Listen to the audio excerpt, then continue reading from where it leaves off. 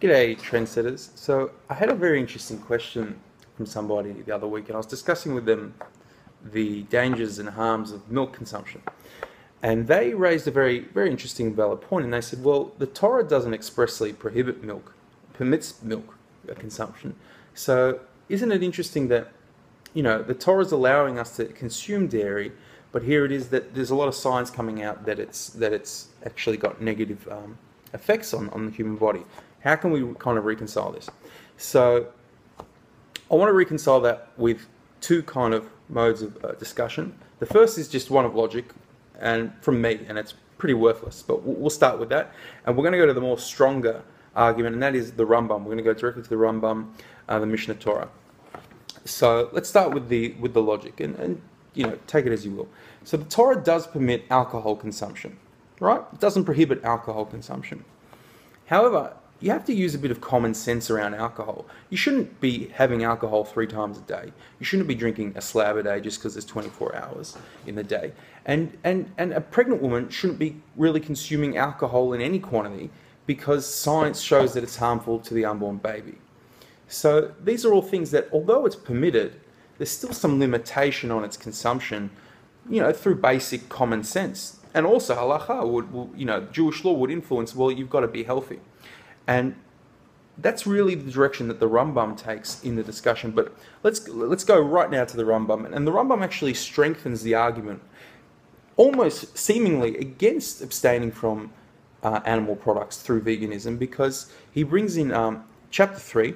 So we're going Perek Gimel, 3rd chapter of Hilchot Deot, the laws of understanding.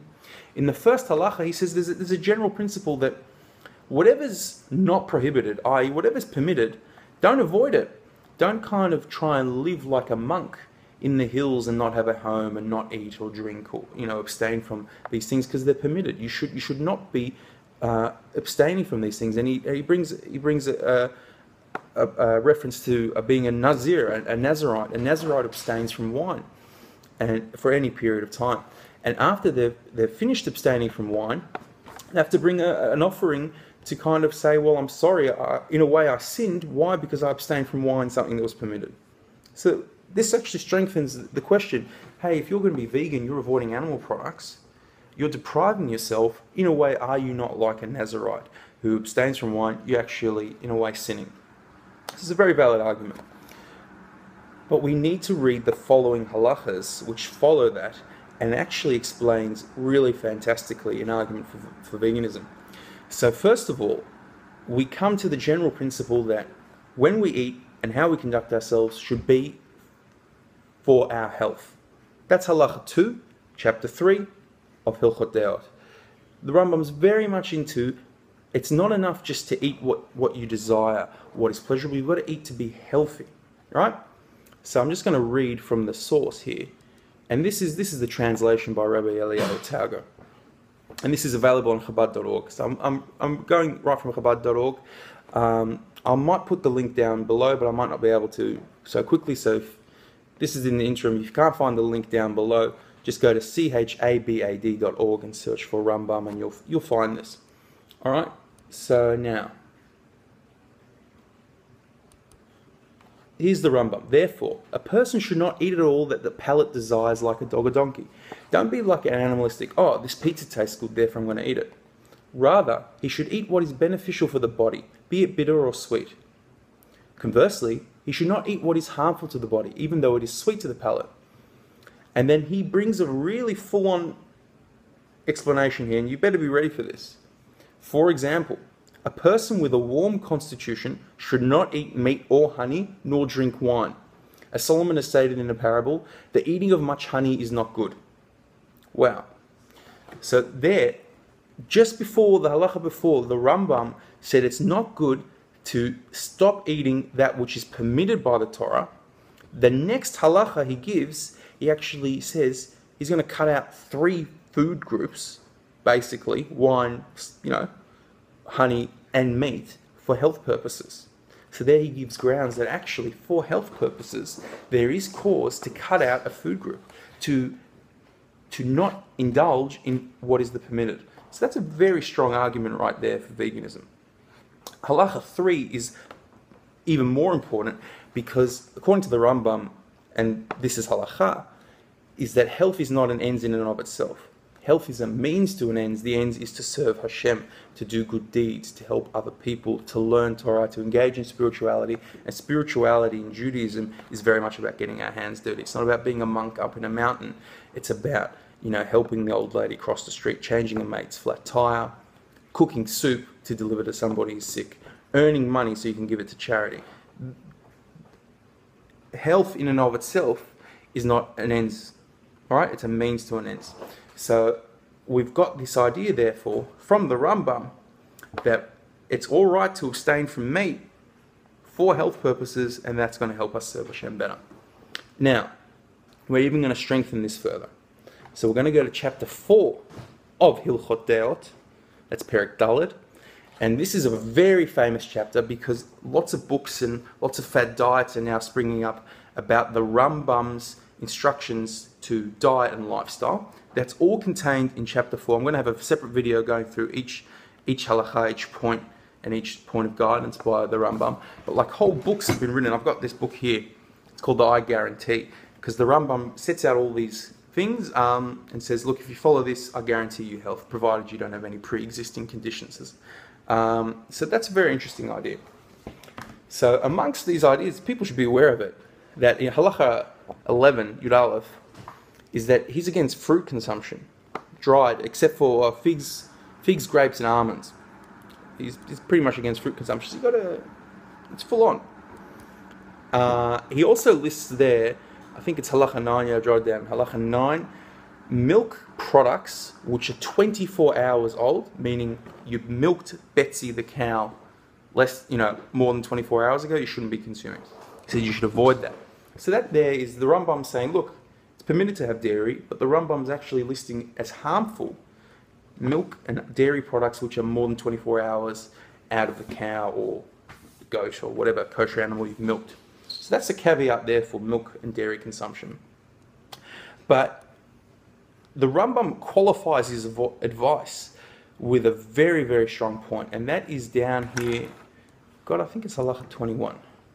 Again, I'm reading the translation by Rabbi Eliyahu Tauga. I had the privilege of learning with him at my not double shirim in Tanya. So there's about 20 points of life instruction, health, diet, etc. Exercise is included there, sleep, it's fantastic. We'll go through it. Halakha 21. All of these beneficial habits which are stated apply only to a healthy person. In contrast, a sick person, or one who has a single organ which is not healthy, or one who has followed a harmful way of life for many years, and here I say that the Western diet, which is high in animal products, is a harmful way of life. Each of these must choose different paths of behavior. He's saying, don't follow this advice. Different paths of behavior in accordance with his particular illness, as it is explained in the medical literature. Any change from the conduct which one normally follows is the beginning of sickness. That's the end of halakha 21. So there the Rambam saying, that I just read you from the source. Follow my advice.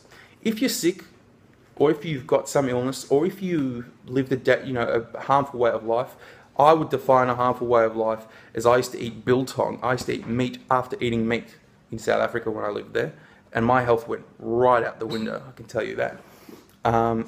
Eating a lot of meat, and we know the science, we know the medical literature, that there are connections between high animal product consumption and basically all of the diseases, all of the chronic illnesses which are causing death and loss of quality of life in the West. Heart disease, diet-related illness. Type 2 diabetes, diet-related illness. All these things, all these cancers, diet-related illness. Diet contributes to it. So all the science is pointing to the fact that actually reducing animal product consumption is the way to go, is for the win. I refer you to Dr. McDougall, The Starch Solution. I refer you to Dr. Esselstyn in How to Reverse Heart Disease. I refer you to Dr. Neil Bernard, which is curing and reversing type 2 diabetes through a plant-based diet. There's more and more and more. That's just 3 off the top of my head. You've got to look, as the Rambam's saying, if you're coming from a harmful lifestyle or you're dealing with an illness, that's not the time to follow the Rambam's advice, which actually permits some meat consumption. That's the time to listen to the medical literature. Now, of course, there's medical literature going and backing the paleo lifestyle, which is high meat consumption and all this stuff. Look at the authors behind that. Look at how they look at how their health is, and back it up and look at it versus also the science, which is advocating a plant-based lifestyle, and then make the decision yourself. It's my belief that the plant-based lifestyle is backed more by science and more by results than the paleo is. So, but decide for yourself. Never take anything that somebody says without questioning. Always question. Always delve into the source. And that's why when I heard that Tim Noakes had type 2 diabetes, he's an advocate of paleo lifestyle, I emailed him myself because I didn't believe it. I thought, how could somebody who's advocating a lifestyle that he says eating a lot of meat, low carb, will prevent type 2 diabetes? How could he possibly say that if he has type 2 diabetes himself? I emailed him, he's got type 2 diabetes. So that's just, just the interesting thing. Always question. And indeed, please question me. Please bring comments, criticisms, discussions, and please delve into the source of the Rambam. It's fascinating. We're going to have another video looking at all those instructions that the Rambam gives, chapter 4, and a lot of them are just age-old things. And this is something that's been written, about 800 years ago. So it's fascinating.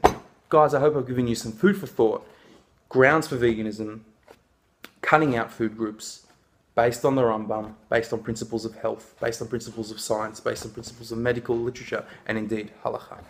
Have a good one.